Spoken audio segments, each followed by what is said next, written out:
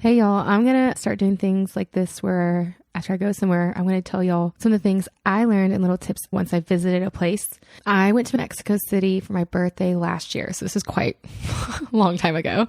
I didn't get to travel a lot last year, but I did finally get to go back to Mexico City. So I wanted to give y'all just 10 things I learned about Mexico City. These are not all-inclusive tips. Don't take everything I say for granted. You should go experience it yourself. But, if this is going to get you excited to go or give you a tip here and there, I'm happy to give it out. So, okay. First tip. First of all, if you're a woman, when I went to Chalco the first time, that was pretty much not safe. I noticed no woman was ever walking alone. I wasn't allowed to leave the house without another person. Again, that was outside the city. In central Mexico City, we stayed in historical Roma district. I felt very safe. Everyone was so kind and pleasant. I felt totally fine walking alone. You see women walking alone a lot.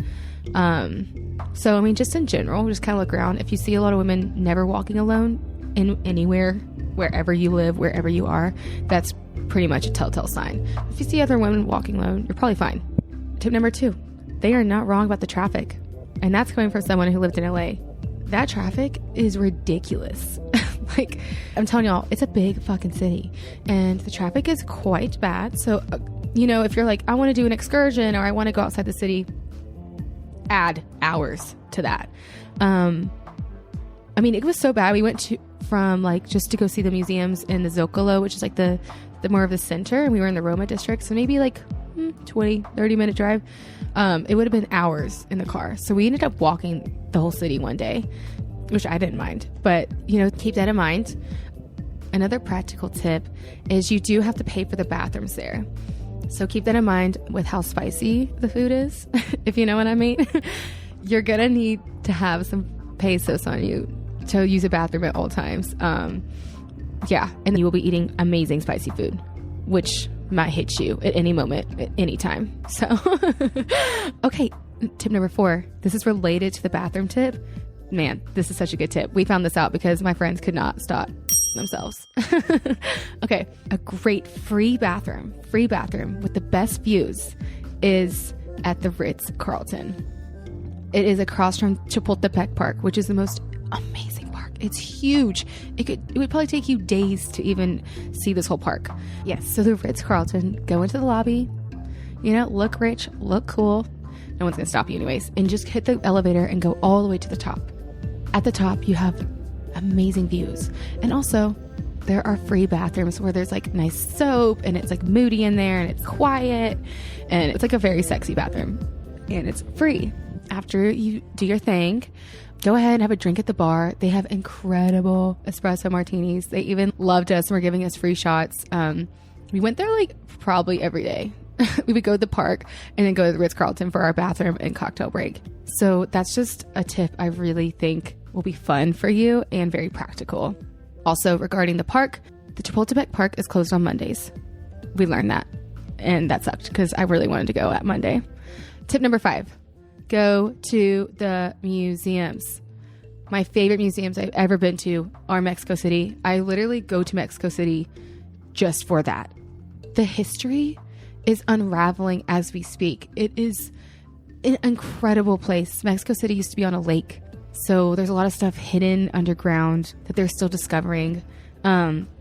Really big museum that everyone goes to is, I'm going to mess this up, I'm trying to work on my Spanish, Museo Nacional de Antropología, which is the National Anthropology Museum. It's in Chapultepec. It's going to take you 45 minutes probably to walk there, but it's going to be a beautiful walk. And it has all this stuff from, I think it's the largest pre-Columbian museum in the world. It has all of the pre-Columbian artifacts from Latin and South America and the Americas. It's amazing. My other favorite museum is the very famous one, the Templo Mayor. It's located in Zocalo, which is the main city center. We do have to talk about this museum real quick because this is not your normal museum. This is sick. So the Templo Mayor used to be two kind of twin temples, and they were dedicated towards their gods. The construction of the first temple began around 1325, and then it was rebuilt 6 times. The temple was then destroyed by none other, the Spanish, in 1521. And they ended up just breaking it down and then reusing all of the materials for their government buildings, for their cathedrals. The main big square in the Zocalo, if you look closely into the cathedrals and the government buildings, you'll see very Aztec-looking stonework. And that's from the pyramid that they tore down. So, it stayed like that for centuries. Then part of the temple was rediscovered in the early 20th century under that main cathedral. But it wasn't until 1978 when an electric company was doing work in the area and they accidentally struck a massive pre-Hispanic stone disc. So it was about 10 feet in diameter, 11 inches thick, and it was weighing about 9 tons.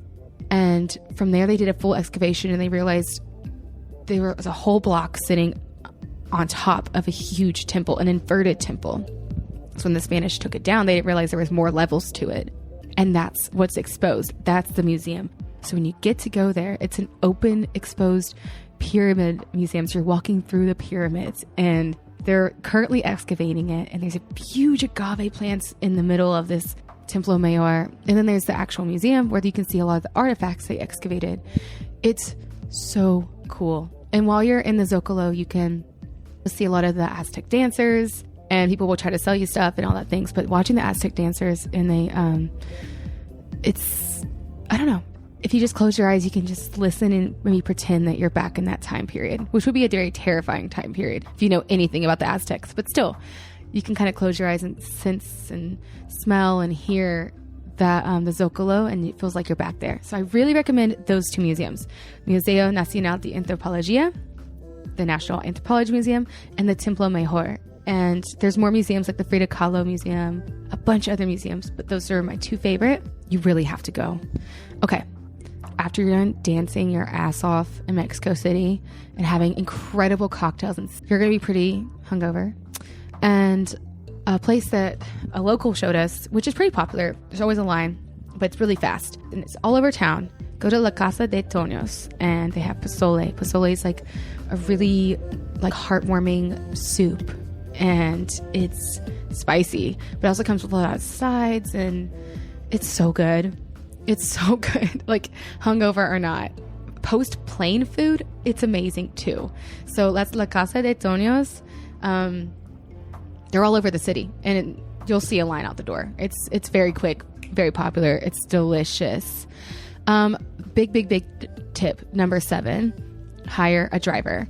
So I thankfully knew someone who gave me a driver. His name was Luis. Just a beautiful person. He was so cool. He took us everywhere. And he's the one who showed me La Casa de Toños immediately out of the airport. He was like, y'all are coming and eating where I love to eat. And he took us there, and it was so good. And they have amazing micheladas, which is like ice cold beer. And then they have a tajin on the side. It's really good, especially after an airplane. So Luis took us everywhere. He gave amazing advice. And, we really wanted to do some stuff outside Mexico City. I had some suggestions, and he was like, no, I'll take you. We're going to go to Tepoztlan. That's Tepotzlan. And a lot of people from Mexico City go there for their markets on the weekends. And it's in the mountains. It kind of looks like Jurassic Park, these like really jungly mountains. And this beautiful, beautiful town in the mountains. And we just drank on some rooftops there and ate really good food. We had a lot of street food there. And even while we were driving in, there were these girls with shot glasses. And he popped a Yui, turned us around in the middle of traffic, and was like, take these shots with these girls. So we all take shots, including Luis. And we found out there's not a distillery, but a huge mezcalero. It's kind of like a brewery in a way, but for mezcal. And we go in, and there's this huge plot of land under the mountains, and all these bars, and they have a karaoke machine, and they have all this mezcal.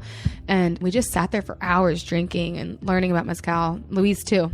We had a good time. And he was awesome. And he really he wanted to have a good time with us. And I think that was important. And I think there was a lot of stuff in that town we didn't do. I didn't know there was a lot of swimming holes. There's a Six Flags over there. The Mexican countryside is beautiful. And I'm really happy that Luis showed us Tepoztlan. It was so much fun. Tip number 9, he took us to Xochimilco, which is very, very popular. It's like the ancient river system from the Aztec times. And they have these big party boats, these big wooden party boats. Look it up. It's so fun. And it's exactly that. It is a party. It's a great thing to do like on a Sunday. The whole town's in on it. And Louise, his friend, was one of the drivers. So we got to park at someone's house instead of all the chaos. And then he guided us onto Social Miko. And he was right there with us drinking. People are coming by in boats with food, with tacos, and like, oh my gosh. And they have beer and they make micheladas everywhere. And there's people hire bands. But I say you don't even need to hire a band. Just listen to all the music around you. And it's such a party. And it gets really, really crowded. So be aware of that. It's like hilarious how crowded it is. It's a staple. Xochimilco. Definitely go there. It's so fun. To end, my last tip, which is the airport's insane. Insane. You might have a horror story in the Mexico City airport. Not gonna lie. Well, actually, when we got there, we got pulled over by police with Louise. There was some confusion. And the first time I went to Mexico City, I had trouble leaving there because we accidentally got dropped off in domestic. If you're flying anywhere domestic in Mexico City, you better get there 3 hours early. That is the most crowded airport I've ever seen. Now, international, it was fine. We flew out fine. Our friends were flying out of Mexico City and they had trouble again with, there was a riot and everyone had to get out of the Uber and walk to the airport. So just keep that in mind, y'all. Coming in, you may be okay, but when you leave Mexico City, swear to God, give yourself 3, maybe 4. I gave myself 5 hours and I was chilling and happy. So I'm not being dramatic about that. Think about the traffic, think about the airport. But yeah, just wanted to give a quick little tips on things I experienced in Mexico City. Again, this is not a tell-all, follow everything I say. I'm not a tour guide. I'm just going off of my experience. Walk Chapultepec Park. That is a free thing you can do. It's beautiful. Go but drink at the Ritz-Carlton. Use the free bathrooms there. Go to the museums. Soak up the Mexican history. It is the coolest. And yeah, have a good time either way. I hope y'all enjoyed this, and hopefully I'll be traveling soon to do another one. Cheers, y'all. P.S. If you do want to hire a driver when you go to Mexico City, hit me up for Louise's number. He's on WhatsApp. You can just message me on Instagram at culturecultshow. He's an amazing person. He's a great driver, and he knows a lot about the city and things to do around the city.